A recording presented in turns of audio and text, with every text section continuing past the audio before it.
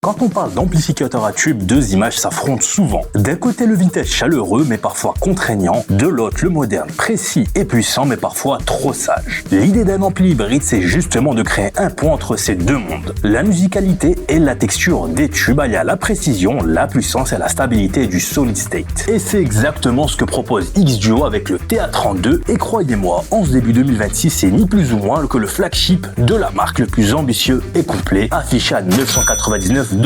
C'est un appareil massif pensé pour le bureau, un véritable tout en un, rare sur le marché, capable de faire DAC, ampli casque classe A et préampli avec une entrée phono MM intégrée et son DAC interchangeable, offrant une approche audiophile moderne et versatile. Aujourd'hui, on va le tester concrètement sur des enceintes édifiées dans sa configuration d'origine. Ensuite, je vous montrerai comment changer la carte DAC pour passer sur une R2R, une option 199 $ et ce que cela apporte en termes de signature sonore. Un grand merci à X-Duo pour l'envoi de ce matériel pour me permettre de le tester dans des conditions réelles. Bien entendu, comme toujours, mon avis reste totalement libre et basé sur mon propre ressenti. Sans trop de suspense, on y va direct. Let's go!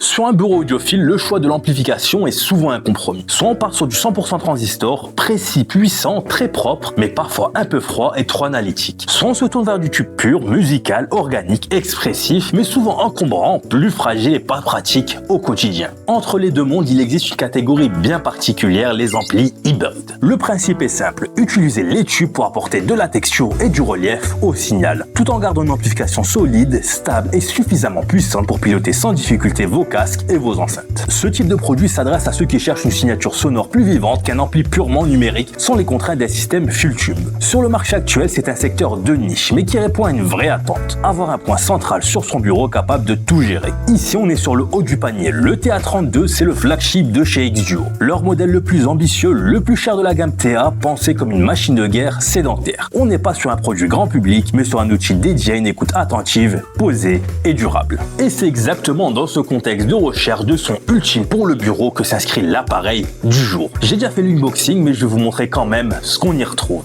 Let's go!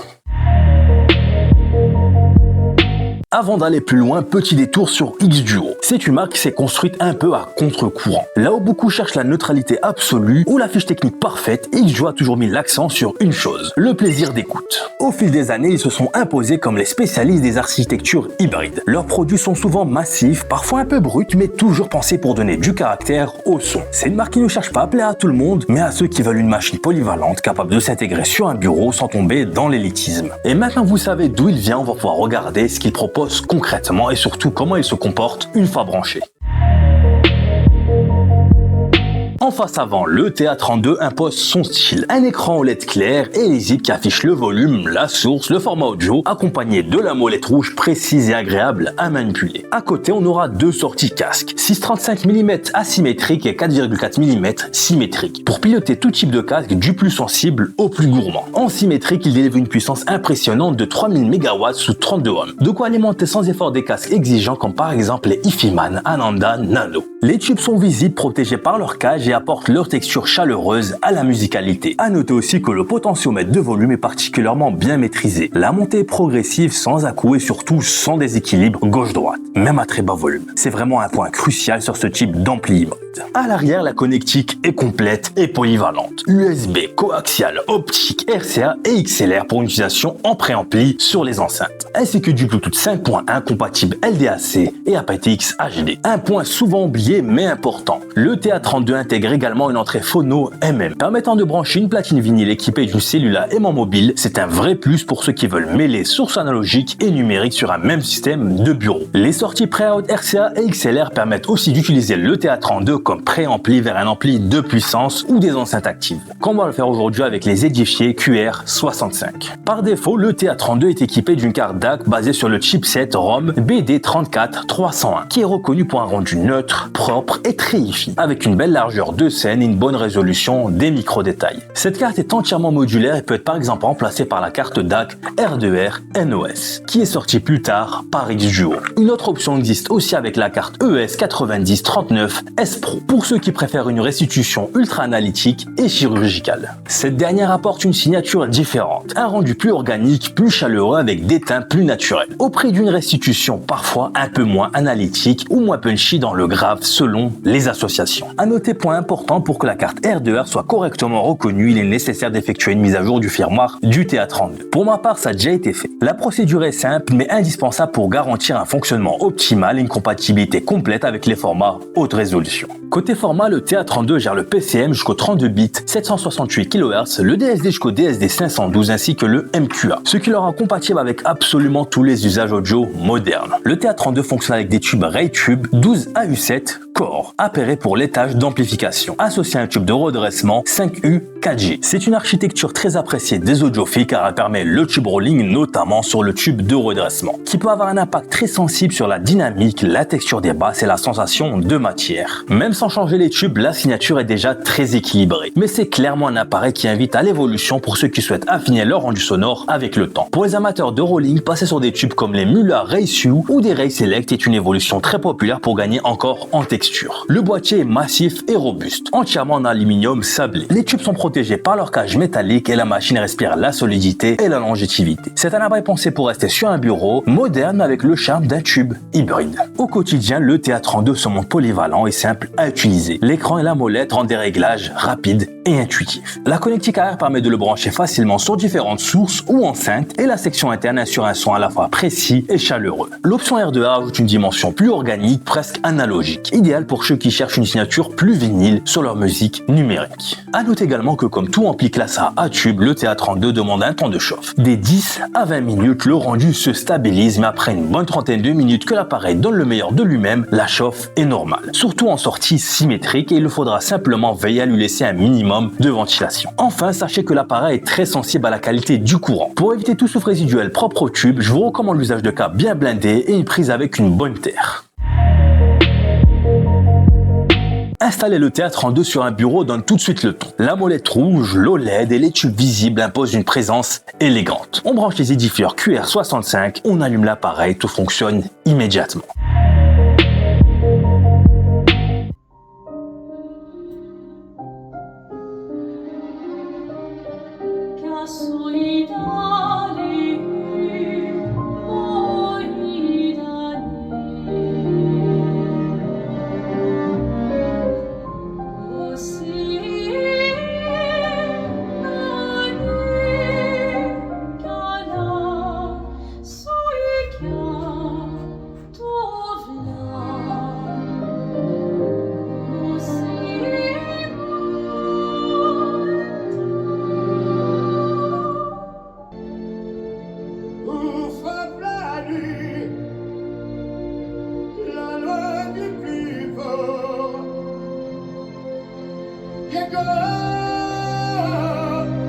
Libre dans sa tête, derrière sa fenêtre, encore peut-être.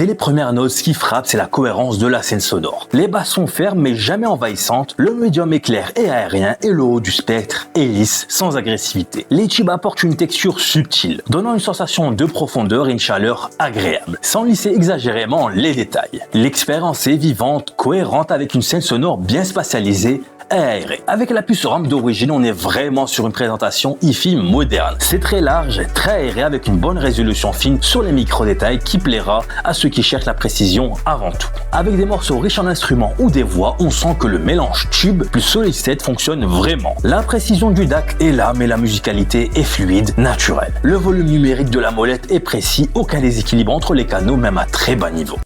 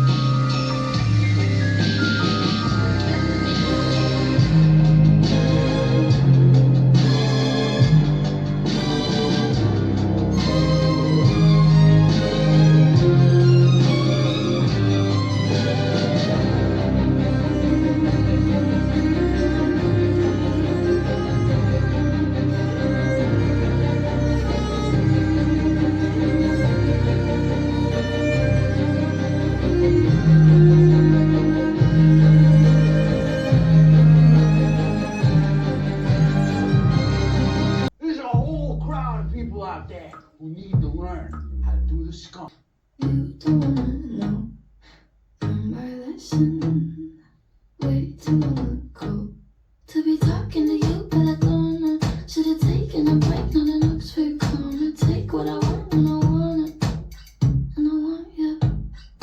Bad, bad news. One of us is gonna lose. I'm the powder, you're the fuse. Just add some friction. You are my strange addiction. You are my strange addiction. My doctors can't explain my symptoms on the pain, but you. En passant sur la carte DAC R2R, la signature change. On perd un peu en largeur de scène pure, mais on gagne une densité incroyable sur les timbres. C'est beaucoup plus organique et analogique. Les voix prennent du corps et le haut du spectre devient encore plus soyeux. C'est moins punchy dans le graphe que la version ROM, mais c'est bien plus immersif pour des sessions d'écoute relaxantes. Après plusieurs heures de lecture, le châssis devient chaud au toucher, surtout près des tubes, mais rien de dangereux. La chaleur est constante et l'appareil ne montre aucun signe de distorsion ou de limitation sonore, même à volume élevé. L'expérience reste confortable et silencieuse côté bruit de fond, pas de souffle notable, on a un fond noir préservé, c'est un point important pour un ampli à tube, le silence de fonctionnement. Même sur des passages très calmes, le fond noir est impressionnant. Notez toutefois qu'avec des IEM ultra sensibles, un très léger souffle peut apparaître, mais au casque ou sur les enceintes édifiées, c'est totalement inaudible. Que ce soit pour écouter du DSD, du PCM haute résolution, simplement pour profiter de la musicalité des tubes, le TA32 s'adapte à tous les usages audiophiles de bureau. Il est polyvalent, pressé, capable de rendre un son à la fois vivant, analytique tout en restant ergonomique grâce à son interface et sa molette. Gardez simplement en tête qu'il faut attendre ces 30 à 45 minutes de chauffe pour que les tubes et le classe A se stabilisent et offrent ces textures magiques dont on vient de parler. On a fait le tour de tout ce que propose le TA32, mais maintenant, sérieusement, qu'est-ce que j'en pense vraiment? C'est exactement le moment où je vous dis ce qui fonctionne, ce qui m'a marqué et ce qui pourrait être amélioré. Après plusieurs heures passées aux côtés du TA32, il est clair que cet ampli hybride n'est pas juste un appareil de bureau. C'est un véritable compagnon musical. C'est sans aucun doute le flagship le plus ambitieux de chez X-Duo à ce jour. Une pièce maîtresse qui trône sur le bureau. Dès les premières notes, on ressent l'alliance subtile entre la chaleur et la texture d'étude qui donne une vie aux voix et aux instruments et la précision analytique de la section Solid State qui offre transparence, dynamique et maîtrise des micro-détails. La scène sonore est large et aérée avec une profondeur qui invite à se plonger directement dans la musique tout en conservant un équilibre parfait entre les registres graves, médium et aigus. Chaque morceau devient une expérience. Les percussions claquent avec justesse, les cuivres respirent et le moins de détails dans les ambiances où les harmonies se révèlent sans agressivité. Le TA32 réussit à créer une connexion émouvante avec l'auditeur, comme si on avait un petit studio à portée de main. Le volume numérique, la molette rouge et l'écran OLED rendent l'interaction intuitive, presque tactile. Ça donne vraiment le sentiment que chaque ajustement participe à la précision et au naturel de l'écoute. À 999 $, le X-Duo TA32 se positionne clairement comme un appareil premium, pensé comme un point central durable sur un bureau audiophile. Et pour ceux qui veulent aller encore plus loin dans la texture et le rendu analogique, la carte R2R est proposée, elle, à 199 $ et elle apporte une vraie alternative sonore, plus organique et plus incarnée. C'est d'ailleurs toute la force de ce système modulaire. Le TA32 s'adresse avant tout aux audiophiles qui recherchent une écoute chaleureuse, texturée et vivante, et qui aiment l'idée de faire évoluer leur système avec le temps, que ce soit par le changement de la carte DAC ou par le tube rolling pour affiner encore plus la signature. Pour conclure, le X-Duo TA32 est un appareil premium, complet et versatile, qui ne se contente pas de reproduire le son, il le sublime, le rend vivant et transforme l'écoute quotidienne en moment immersif et émotionnel. Je remercie encore une fois X-Duo pour m'avoir permis de tester ce matériel. Si vous êtes à la recherche d'un ampli casque hybride avec une musicalité organique et une scène sonore captivante, le TA32 est définitivement un choix qui impressionne et convainc. C'est un investissement sédentaire sérieux pour ceux qui veulent le meilleur de l'hybride sans faire de compromis sur la puissance. Voilà, on arrive maintenant à la fin de cette vidéo. N'hésitez pas à me poser toutes vos questions en commentaire, je me ferai un plaisir de vous y répondre. En attendant, n'hésitez pas à vous abonner, à liker la vidéo, à activer la cloche de notification pour ne manquer aucune de mes prochaines vidéos. D'ici là, portez-vous bien, je vous dis à la prochaine, c'était Canet, ciao.